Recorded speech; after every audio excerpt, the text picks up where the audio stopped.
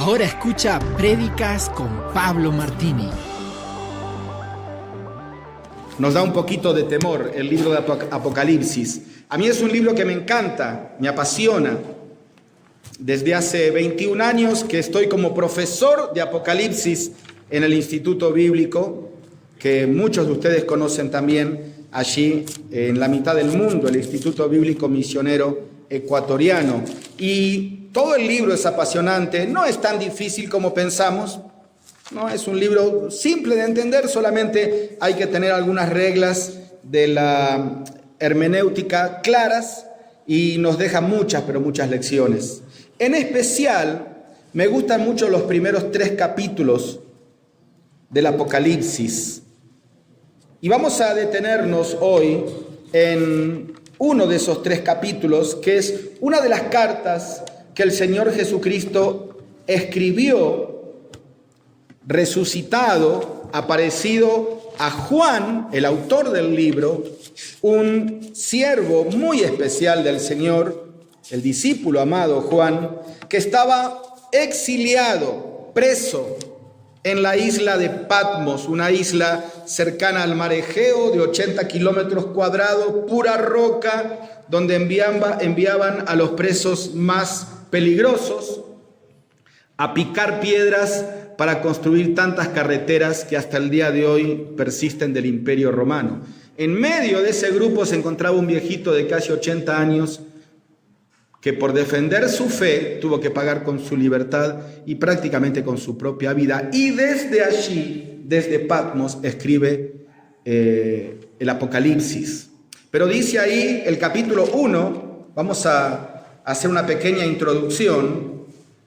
El versículo 9 dice: yo, Juan, vuestro hermano y copartícipe vuestro en la tribulación, en el reino y en la paciencia de Jesucristo, estaba en la isla llamada Patmos por causa de la palabra de Dios y por causa del testimonio de Jesucristo. Y yo estaba en el Espíritu en el día del Señor, o sea, el domingo, y oí detrás de mí una gran voz como de trompeta que decía: yo soy el Alfa y la Omega, el primero y el último. Escribe en un libro lo que ves y envíalo a las 7 iglesias que están en Asia, a Éfeso, Esmirna, Pérgamo, Tiatira, Sardis, Filadelfia y la Odisea.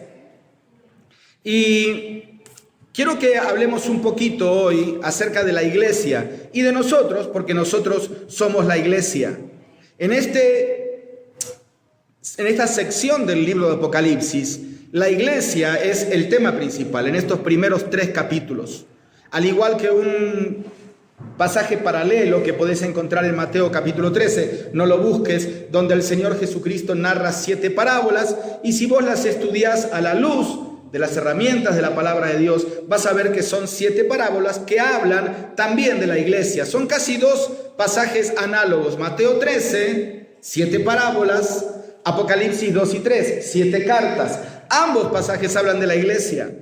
Así que metiéndonos un poquito en este tema de la iglesia, yo quiero que veamos a manera de introducción, porque vamos a ver una carta hoy, una de las 7 cartas. Pero a manera de introducción, veamos algo acerca de lo que rescatamos en este capítulo 1. En primer lugar, el costo del avance de la iglesia como cuerpo de Cristo. Leímos recién el versículo 9 que Juan con mucha tranquilidad dice: yo, Juan, vuestro hermano, dice, estaba en la isla llamada Patmos por causa de la palabra de Dios y el testimonio de Jesucristo. ¿Qué es esto, hermanos y hermanas? Este es un costo que Juan tuvo que pagar por ser parte fundamental en la primera etapa, la era apostólica de la iglesia. Ahora, no es un costo que solamente los apóstoles tuvieron que pagar o los primeros mártires como Esteban y después nosotros a disfrutar de la iglesia. Este es un costo que todo miembro de la iglesia debe pagar hasta que la iglesia sea levantada de este suelo. Obviamente no todos vamos a terminar presos. Algunos en nuestro tiempo, sí, Predican el Evangelio al costo de su propia libertad o de su propia vida, en países donde el Evangelio es prohibido. Nosotros, gracias a Dios, aquí, en Ecuador, en Argentina, no. Pero eso no significa de que eso nos dé licencia para practicar un cristianismo fácil. Y queridos hermanos y hermanas, eso es lo que hoy se está promoviendo. Un cristianismo light, suave, sin compromiso, donde se le ha quitado la esencia del Evangelio, el concepto del sacrificio, del arrepentimiento, de la santidad, el hablar de la cruz, el hablar de la entrega y de la consagración. Cada vez se habla menos. Hay un costo que tenemos que pagar por ser parte de la iglesia de Cristo. Y una vez escuché a alguien que dijo, si para ti ser cristiano no te significa ningún problema, algo no anda bien en tu vida cristiana. Y estoy totalmente de acuerdo. Porque el Señor Jesucristo dijo, el que quiera seguirme sufrirá persecución. Ahora, cada vez más vemos, y aún se nos mete en nuestra propia vida, el concepto de que no nos trae ningún problema ser cristiano. Y nunca va a traerte ningún problema ser cristiano cuando practiques un cristianismo mediocre. Una vez alguien me dijo, claro, lo que pasa, hermano, es que en el tiempo que vivimos, por lo menos aquí en estos países, no hay la persecución que había antes por los romanos en el tiempo en que se escribió el Nuevo Testamento. Y yo le dije, hermano, permítame corregirle, lo que hoy no hay, no es la persecución. Lo que hoy no hay son cristianos intrépidos como había en el primer siglo. Pero yo te aseguro que si vos te dejás impregnar por esa intrepidez, por ese fervor que tenía Esteban, que tenía Pedro, que tenía Jacobo, Juan, Pablo, que no se callaban y que hablaban a todo el mundo, enseguidita te vas a meter en problemas con la sociedad. Te lo aseguro. Así que no es que hoy no hay persecución, hoy no hay más cristianismo intrépido como había antes. Hay un costo que pagar, pero dicen, fíjate el versículo siguiente, el 10, que hay una condición también para el avance del cuerpo de Cristo. Y yo lo tengo subrayado en mi Biblia y para mí me golpea cada vez que leo Apocalipsis 1:10, porque después de hablar del paño negro, de la prueba, del costo que estaba pagando allí el apóstol Juan, dice, yo estaba... ¿Qué dice? En el Espíritu. Yo estaba en el Espíritu. ¿Qué es estar en el Espíritu? Todos entendemos esta frase. Es lo contrario de andar en la carne. ¿Qué es estar en el Espíritu? Es estar con la paz de Dios.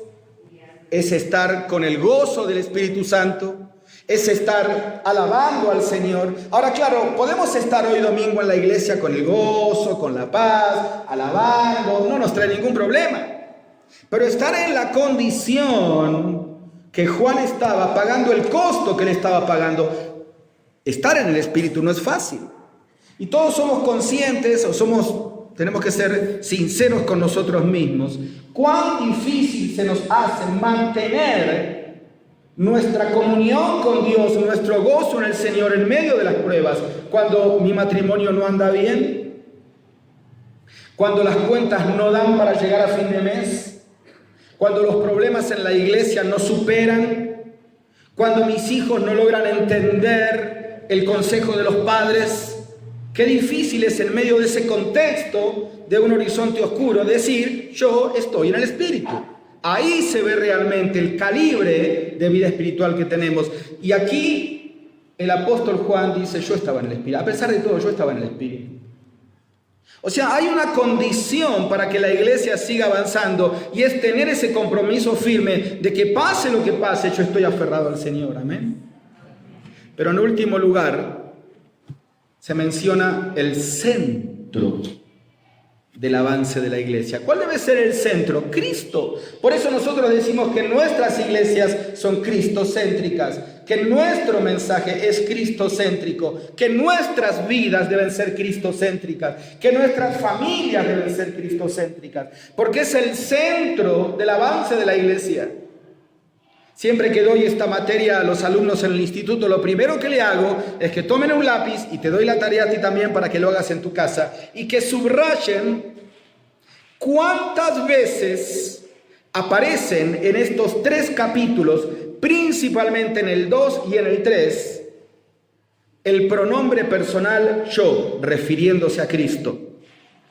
Y claro, dice el versículo 12 que cuando Juan se da vuelta para ver la persona que le estaba hablando, dice, y me volví para ver la voz que hablaba conmigo, y vuelto vi 7 candeleros de oro. Más adelante él va a decir que esos 7 candeleros representaban a las 7 iglesias a las que le iba a escribir la carta. Y en medio, versículo 13, de los 7 candeleros, el Hijo del Hombre, Cristo.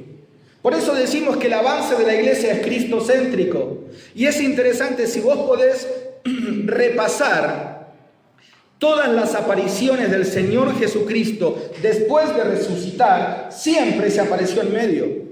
Dice que iban 2 discípulos camino a Emaús y el Señor, disfrazado de forastero, se apareció en medio. Dice que estaban los discípulos orando a puertas cerradas y el Señor se apareció en medio.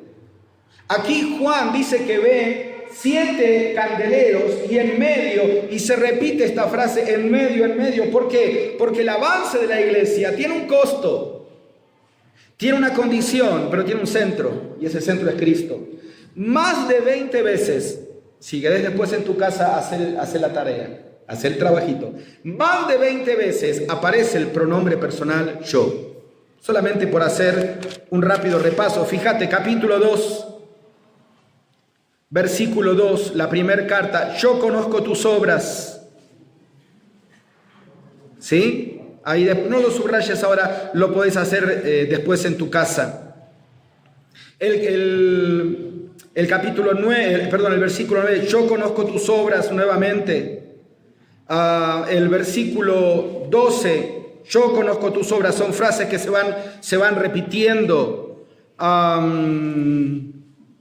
Bueno, esta frase se repite en el 18, se repite en el 3.1, pero hay más. Yo no quiero perder tiempo ahora para que lo hagas en tu casa. Subraya todas las veces que aparece el pronombre personal yo. Es como que el Señor Jesucristo está diciendo, mírenme a mí, para poder avanzar en la carrera cristiana. El autor de los Hebreos dijo que tenemos que correr con paciencia la carrera que tenemos por delante, puestos los ojos en Jesús. Y es interesante porque el Señor Jesucristo se presenta. También te dejo otra tarea para que la hagas en tu casa. Es fácil, hoy tenés tiempo, no hay excusas, ¿sí? El Señor Jesucristo se presenta en el capítulo 1 de una forma muy especial. Dice que tiene el cabello blanco como la lana, tiene ojos como llama de fuego, tiene una espada aguda que sale de su boca. Recién vimos que tenía alrededor los 7 candeleros. En la mano derecha dice Juan que él ve que tenía 7 estrellas. Tenía una túnica y estaba ceñido por el pecho con un cinto de oro. Tenía pies semejante al bronce, bien pulido. Ahora, cuando empezás a estudiar las 7 cartas, te vas a dar cuenta que cada partecita del Señor está mencionada en la introducción de cada carta. Por ejemplo, a una carta le dice, yo soy el que tiene las 7 estrellas en su mano. A otra iglesia en la carta le dice, yo soy el que tiene ojos como llama de fuego. A otra iglesia en la carta le dice, yo soy el que tiene una espada aguda en su boca. A otro le dice, yo soy el que ando en medio de los 7 candeleros de oro. O sea, cada parte del cuadro completo que Juan ve en el capítulo 1 se comienza a dividir en el capítulo 2 y 3 para cada iglesia. ¿Por qué? Esto no es pura casualidad. Aquí hay una lección. Y siguiendo con el concepto de la iglesia, la lección es clara. Dios tiene, Cristo tiene lo que cada iglesia necesita. Porque Él conoce a cada iglesia. Recién leí rapidito la introducción de 3 cartas y se repetía la misma frase. Yo conozco tus obras. El Señor conoce cada vida aquí presente, cada familia aquí presente, y el Señor conoce cada iglesia local que se reúne al nombre del Señor Jesucristo en cualquier lugar del mundo. Él conoce sus obras, las buenas y las malas. Él conoce a los líderes de cada iglesia. Yo mencioné recién que en la mano derecha tenía 7 estrellas. Y más adelante, el versículo 19, no, el versículo del 1, ¿no? 20, dice que esas 7 estrellas, ¿quiénes son? Los ángeles de cada iglesia. Esta es una traducción un poco dudosa. La palabra angelios ahí en griego significa mensajero. Y muchos asocian esto con los líderes de cada iglesia. O sea que Dios no solamente suministra lo que cada iglesia necesita porque la conoce, no solamente supervisa cada iglesia porque anda en medio de los 7 candeleros, sino que en tercer lugar sostiene en su mano a cada iglesia y a cada líder de las iglesias. Fíjate la íntima, la estrecha relación que existe del Señor con su iglesia. Muchos dicen, bueno, el Señor hizo la parte inicial y se fue. Sí, es verdad. Pero Él no se desligó de su iglesia como la cabeza no se desliga del cuerpo. Y comienza entonces el capítulo 2 y el 3, las cartas a las iglesias. Y yo quiero que nos detengamos hoy en una de esas cartas, que está en el capítulo 3, versículo 7, y es la carta a la iglesia en Filadelfia. La palabra Filadelfia significa amor entre hermanos. Y ya con esto tenemos un poco de tela para cortar, porque lamentablemente el mundo tan materialista y tan competitivo en el que estamos viviendo y en el que la iglesia se abre paso, ha menguado, apagado, diluido mucho el amor fraternal, la Filadelfia. Por eso el mismo Señor Jesucristo con un tono de tristeza dice, y cuando el Hijo del Hombre regrese, ¿hallará fe en la tierra? Porque el amor de muchos se enfriará.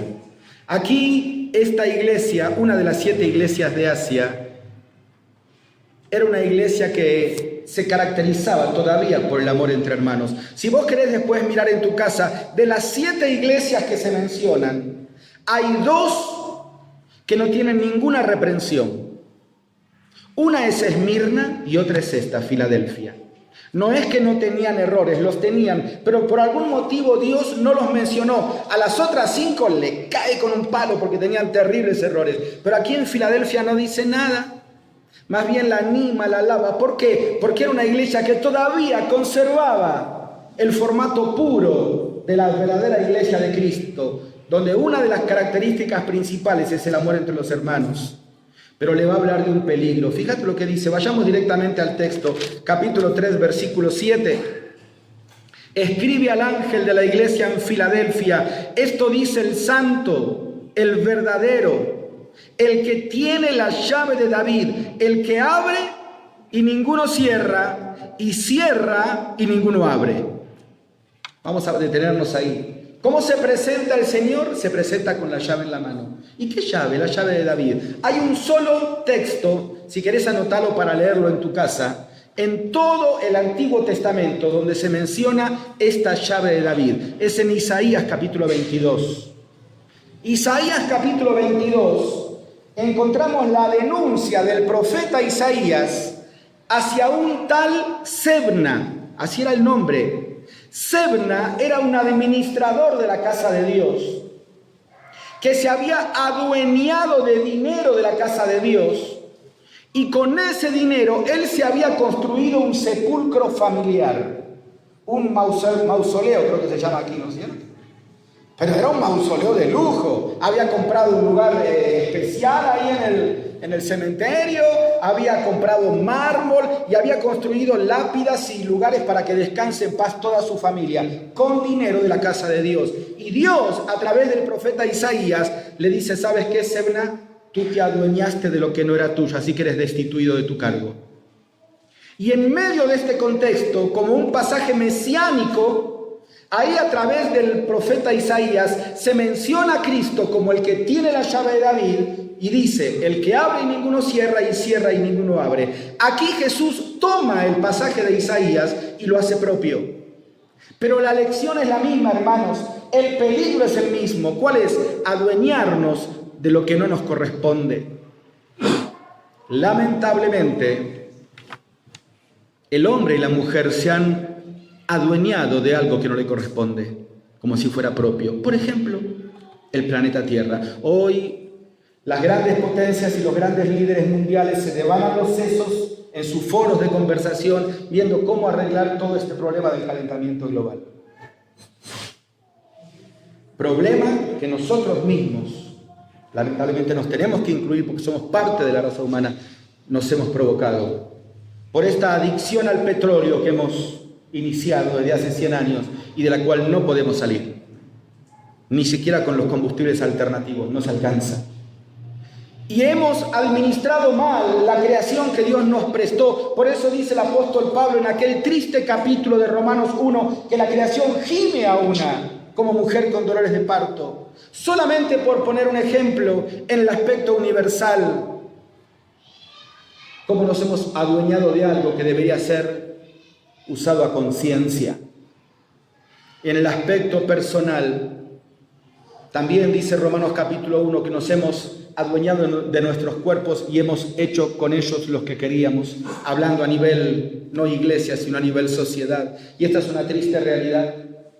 El hombre hoy en día y la mujer hoy en día se da el derecho de hacer con su cuerpo lo que quiere. Y si él siente que siendo un hombre está en el cuerpo equivocado porque por dentro es una mujer, pues simplemente se cambia el cuerpo o viceversa.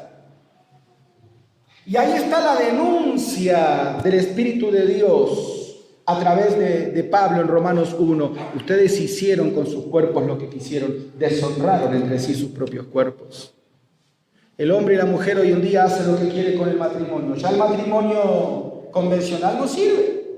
Entonces hay que buscar otros modelos alternativos de matrimonio porque parece que ese fracasó. No fracasó el matrimonio porque es institución sagrada. Es que el matrimonio no leyó el manual de la familia. Porque Dios lanzó al mercado su producto con el manual de usuario, pero el matrimonio no lo quiere leer. Y si hoy aquí hay algún matrimonio donde la Biblia no es un libro de cabecera, prepárese para cosechar malos frutos. Entonces, ¿qué dice? No, el matrimonio no funciona, busquemos otros modelos, hombres con hombres, mujeres con mujeres.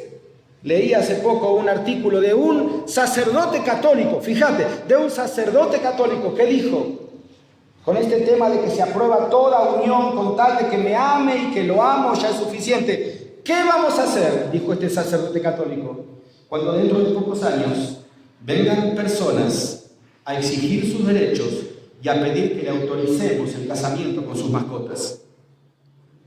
Claro, hoy nos reímos, pero ya hay matrimonios legales de hombres con sus mascotas en la India. ¿Me ama? ¿Y yo lo amo? ¿Qué impide? Bueno, ¿a dónde vamos a parar, no? Nos hemos adueñado de algo que no nos pertenecía. Y ahora sí, llegando a nuestro punto de hoy, la iglesia. ¿No será que este mismo peligro se corre en la iglesia? Porque el Señor Jesucristo se presenta como el que recuperó la llave y se presenta ante una iglesia. Y sí, muchas veces la iglesia se adueña, por ejemplo, como dice Romanos, todo el capítulo 14 de Romanos, después léelo en tu casa, y los primeros versículos de Romanos 15, del mal uso de la libertad que disfrutamos en el Espíritu Santo. Y ahí el apóstol Pablo dice, recibid al débil en la fe, pero no para contender sobre opiniones. Tú tienes fe, tenla para tú mismo, pero que no sea que por causa de la comida tú dañes a tu hermano. A veces nos adueñamos de la libertad que tenemos en Cristo y se la echamos en la cara a todos para que nos acepten tal como somos. Pero queridos hermanos, mi libertad termina donde empieza la libertad de mi hermano también. Yo no puedo avasallar, no puedo echárselo en cara. Por poner un ejemplo, lamentablemente nos hemos adueñado de la interpretación de las Escrituras y en la clase anterior lo vimos claramente en la segunda carta de Pedro que ninguna escritura es de interpretación privada. Sin embargo, nos hemos adueñado. Por eso es tan importante que seamos celosos en el estudio de la verdadera doctrina. Dice la Biblia, compra la verdad y no la vendas, porque no es tuya. No te adueñes de algo que es tuyo. Es la palabra de Dios. No de una iglesia, ni de una denominación, ni de una secta. Y ni que hablar de nuestras ofrendas, hermano. Recién se levantó la ofrenda. ¿Y no será que alguno de nosotros aquí tal vez se adueñó de algo que no le correspondía y no puso en la ofrenda lo que debería haber puesto? Ustedes saben que nuestras iglesias, gracias a Dios, no hacen un culto de la ofrenda como otras iglesias. No es esa la meta principal como en otras iglesias. Pero a veces nos vamos al otro extremo. Y es triste cuando se pasa la bolsa de la ofrenda y se escucha ruido a moneda. ¿Qué pasa, hermano? Te has adueñado de lo que no te pertenece porque es dinero del Señor. Tendríamos para hablar una conferencia entera de las ofrendas. Y este es un pecado en el que hemos caído todos.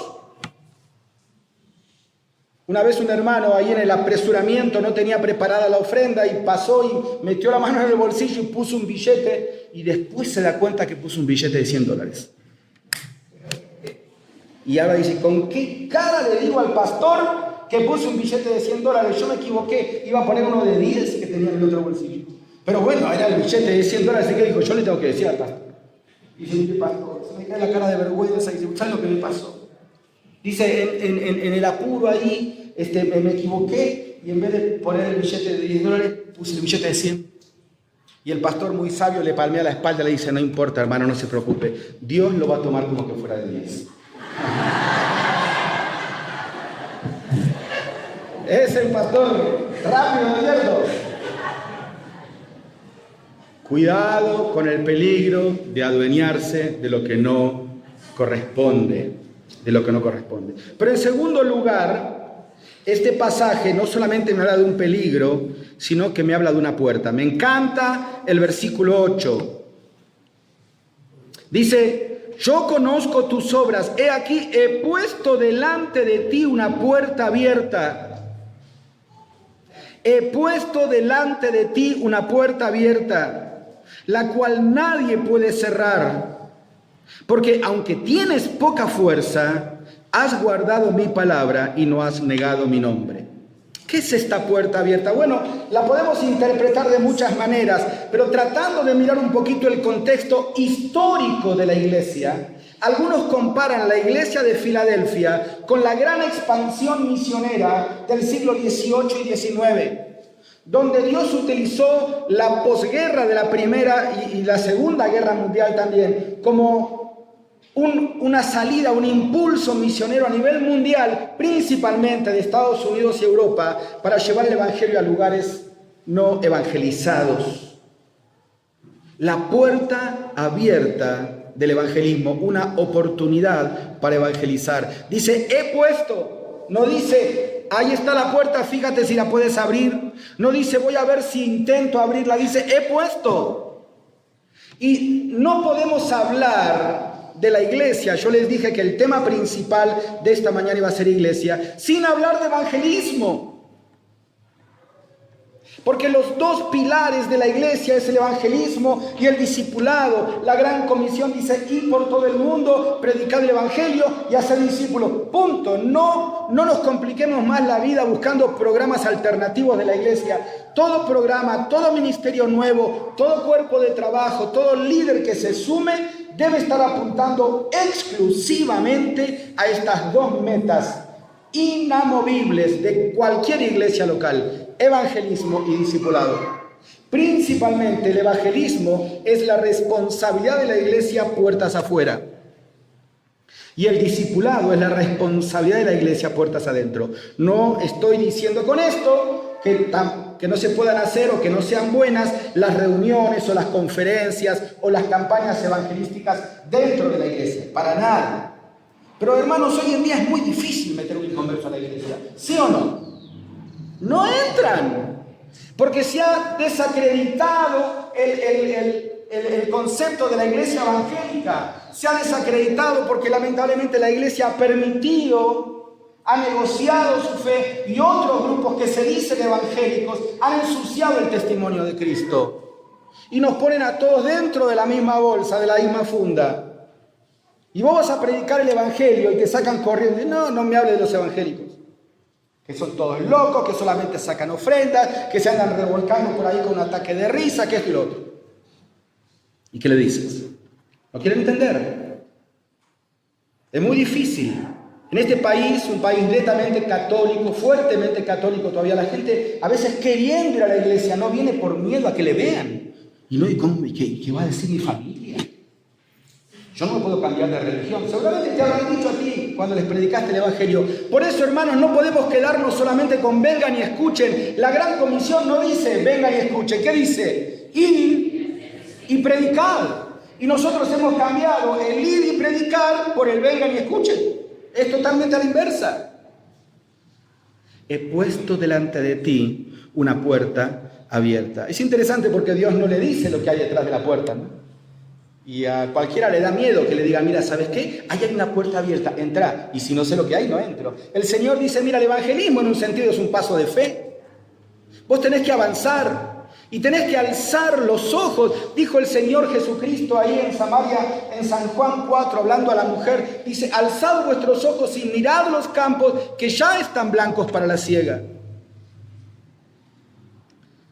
En estos 30 años de ministerio que el Señor me ha permitido vivir, he incursionado en varios ministerios. He estado en el liderazgo de jóvenes, maestro de escuela dominical, muy involucrado con la música porque me apasiona la música. Ahora estoy involucrado en lo que es escribir libros, pero nada me ha traído tanta satisfacción como guiar a una persona a Cristo, discipularla y ver que ese fruto crece y lo hace con otros, y con otros, y con otros. Nada se compara con eso. Y vos no podés terminar tu tiempo de vida en esta tierra, en la iglesia del Señor Jesucristo, si no has guiado por lo menos una persona a Cristo. Y yo te pregunto, ¿cuándo fue la última vez que guiaste a una persona a Cristo? No, Pablo, pero eso no me corresponde a mí, eso es del Espíritu Santo, eso es del Señor, yo tengo que predicar. Ok, ¿cuándo fue la última vez que predicaste? Okay. Pero completito, ¿eh? Bueno, sí, el otro día yo iba en el bus y repartí folletos. Bueno, en verdad no es que repartí, salí rápido y se me cayeron y quedaron y alguien los levantó.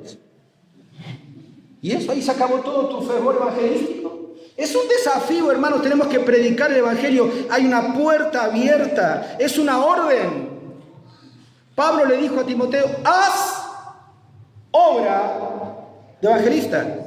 Ah, no, pero no tengo el don. Ok, yo entiendo que hay quienes tienen el don de evangelista, pero todos debemos hacer la obra de evangelista. No hay opción, es una obligación, dijo el apóstol Pablo, ay de mí si no predicar el evangelio. Y es una oportunidad que a veces dejamos pasar. Por eso dice Pablo, predica a tiempo y fuera de tiempo. Mira, una frase, ustedes saben que por escribir el devocional de una pausa en tu vida, estoy siempre recopilando o haciendo frases. Y una frase que no es mía, tal vez tú la escuchaste, dice, tú puedes saber cuántas semillas hay dentro de una manzana, ¿sí o no? Cortas la manzana y cuentas las semillas, pero nunca podrás saber cuántas manzanas hay dentro de una semilla. Porque tú siembras la semilla y si crece bien va a ser un árbol de manzanas que va a dar muchas manzanas. Y cada una de esas manzanas tendrá sus semillas que a su vez serán sembradas y darán más árboles con más manzanas, con más semillas. Tú nunca puedes saber cuántas manzanas hay dentro de una semilla. Tú puedes predicar el evangelio y tú no sabes lo que va a hacer esa persona. Tal vez tú no le veas nunca más en la vida, pero cuando estés en el cielo, esa persona te va a decir, ¿vos te acordás que una vez en un bus, en un campamento, en una conferencia, en la calle, en una reunión familiar, en un cumpleaños, tú me predicaste el evangelio? Bueno, yo en ese momento no te dije nada, te dije que lo iba a pensar. Pero esas palabras que tú me dijiste quedaron en mi corazón y Dios obró y yo llegué a conocer a Cristo y Dios trabajó en mi vida y yo luego sentí el llamado a la obra misionera y fui a tal país y hay un montón de personas que llegaron a Cristo a través del ministerio mío gracias a que tú un día me predicaste el evangelio. Una puerta abierta, la puerta abierta para el evangelismo.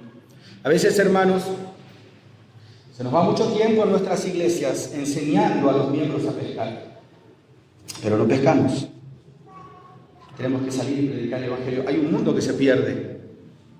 Hay un mundo que se pierde. En la clase anterior Permítame agregar algo más a lo que nuestro hermano nos enseñó también acerca del espíritu que va a Dios. Sí, es verdad. Claro que todo espíritu va a Dios. Por supuesto que todo espíritu va a Dios, pero eso no significa de que Dios va a aceptar a todo espíritu. Porque van a haber un grupo de almas que van a estar de pie frente al tribunal de Cristo. Dice la Biblia, todos compareceremos ante el tribunal de Cristo. Pero para ser juzgada, el ministerio de cada uno son almas que son salvas. Y después de estar purificados, pasarán a las bodas del Cordero y pasarán a todo el plan hermoso que Dios tiene para su iglesia. Y también hay un gran grupo de almas, mucho más grande todavía, dice Apocalipsis 19 y 20, que estaban de pie ante el gran trono blanco, los grandes y los pequeños. En cambio de ahí, nadie va a salir aprobado. Nadie va a salir salvo. Todos serán condenados. Porque nadie pasa el gran trono blanco. Así que todo el espíritu va a Dios, sí, pero Dios no va a recibir todo espíritu. ¿De qué depende eso? Depende de la fe puesta en el verdadero evangelio de esa persona mientras estuvo aquí en vida y tuvo su oportunidad. Pero vos tenés que ir a predicarle, vos tenés que avisarle. Dice el apóstol Pablo, nosotros rogamos en nombre de Cristo como si Dios rogase por nosotros, reconciliados con Dios. Es el desafío del evangelismo y toda iglesia tiene que estar consciente de esta verdad. Contamos con su respaldo. Dice, he puesto delante de ti una puerta abierta, la cual, como dice, lean, nadie puede cerrar. Contamos con el respaldo del Señor. Hermanos, no hace falta orar para saber si tengo que ir a predicar el evangelio. No ores. Dios se va a enojar si tú oras. Te va a decir, pero claro que tienen que ir. ¿Qué me preguntas? Yo estoy con vosotros todos los días hasta el fin del mundo, dijo el Señor en Mateo 28. Y en Mateo 16, basándose en la declaración de Pedro, dice, sobre esta roca edificaré mi iglesia y las puertas del Hades no prevalecerán contra ella. Ahora, siempre y cuando no le quitemos la llave, ¿no es cierto? Porque a veces nosotros le quitamos la llave al Señor y ya es difícil contar con su promesa y con su respaldo. Nos hacemos cargos nosotros de nuestra propia vida. Es interesante porque la iglesia que viene a renglón seguido, fíjate, la iglesia de la Odisea le había quitado la llave. Porque la iglesia de Filadelfia es la iglesia de la puerta abierta y la iglesia de la Odisea es la iglesia de la puerta cerrada. Apocalipsis 3:20. He aquí yo estoy a la puerta y llamo. ¿Cómo estaba la puerta? ¿Abierta o cerrada? Cerrada. Ahora, aquí yo no entiendo. Si en Filadelfia el Señor tenía la llave para abrir y cerrar, ¿por qué en la Odisea está llamando para que le abran? Porque si yo tengo la llave, no llamo para que me abran, abro. Así que evidentemente en el transcurso de una carta a otra, al Señor le habían quitado la llave de la mano. Y eso sucede, hermano. Seamos honestos, ¿cuántas veces le decimos al Señor, sabes qué, Señor, por favor, un ratito? Y el Señor dice, a ver, ¿cómo? Cuando yo entré a tu corazón, tú me diste la llave de tu vida. Sí, pero préstamela un ratito. Le quitamos la llave al Señor y eso es lo que nos deja como ejemplo aquí esta gran verdad. Cuidado, vamos postergando, vamos relegando prioridades, vamos dándonos permisos y licencias. Y cuando nos queremos dar cuenta, el Señor ya no está en el medio como Él quería estar en el capítulo 1. Ahora ya está a la puerta. Otra versión dice, del versículo 20, dice, mira dónde me tienes llamando a tu puerta. Así dice, mira dónde me tienes. Mira dónde me has dejado. Mira dónde has dejado tu vida de oración. Mira dónde has dejado tu vida de comunión. Mira dónde has dejado aquel libro que compraste y nunca terminaste de leer. Mira dónde has dejado tu pasión por las almas. Si alguno oye mi voz y abre la puerta y me devuelve la llave, dice el Señor, ahí podemos volver a hablar. Vimos una puerta, vimos un peligro, en primer lugar, vimos una puerta, y en tercer lugar vamos a ver una prueba.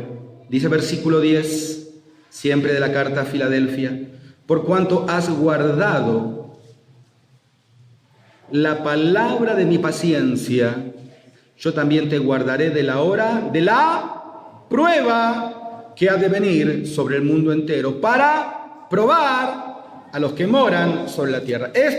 Junto con otros versículos, son los versículos más claros que nos dan la pauta de que la iglesia será preservada de la tribulación que va a venir sobre el mundo entero, porque previo a ese periodo de 7 años tendremos lo que la Biblia llama el arrebatamiento, y luego la iglesia descenderá gloriosa con Cristo nuevamente cuando ese periodo de 7 años termine.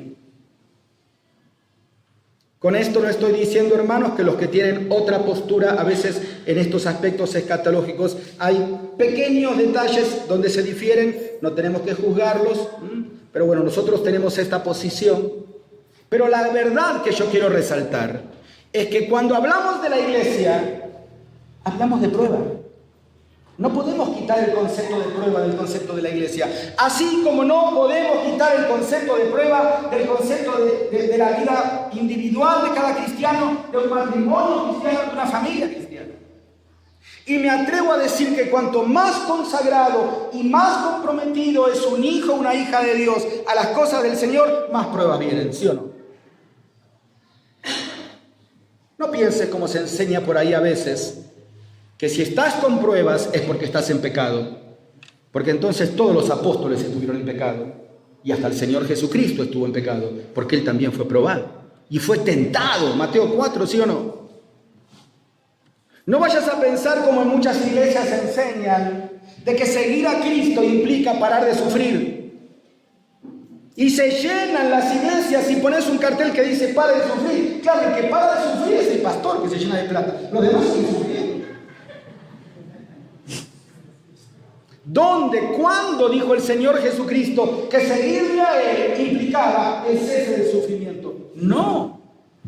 El concepto de la prueba es una realidad. Aquí hay un contexto histórico porque 15 años después de que se escribió el Apocalipsis, las iglesias de Asia sufrieron bajo el emperador de nombre Trajano una persecución súper cruel. Luego, más adelante, en ese mismo sector, siglos después, aparece los que siguen a Mahoma con el Islam que comenzó ahí. Y ese islamismo naciente exterminó la iglesia de Asia Menor, todas las iglesias cristianas. Más adelante, en el siglo XIV, en ese mismo sector, hubo una persecución tremenda detrás de un sultán de nombre Tamerlán. Pero además del contexto histórico, tenemos una connotación práctica, hermanos, de que la prueba es algo que va junto a la iglesia del Señor, porque el Señor utiliza la prueba para purificar a su iglesia. Y porque el Señor utiliza la prueba para purificar tu vida. Por eso necesitamos la palabra de la paciencia, como leímos en versículo 10. Por cuanto has guardado la palabra de mi paciencia. La palabra paciencia en griego es la palabra macrotumia. Significa permanecer bajo presión. Y ahí está esa esposa que tiene tal vez su esposo inconverso, quizás alcohólico, quizás abusivo, fiel ella, o al revés, él, fieles, siendo purificados. Ahí está el joven en la universidad que recibe el bullying de sus compañeros porque no hace lo que todos hacen. Y él no quiere ser una víctima más de la presión del grupo y dice, no, yo soy diferente. Y se mantiene fiel. Y ahí está el pastor que está luchando con su iglesia, que no hay avance, que no hay frutos, y se mantiene fiel hasta que venga el tiempo de la bendición. Es la prueba que va purificando a mayor fuego, mayor pureza.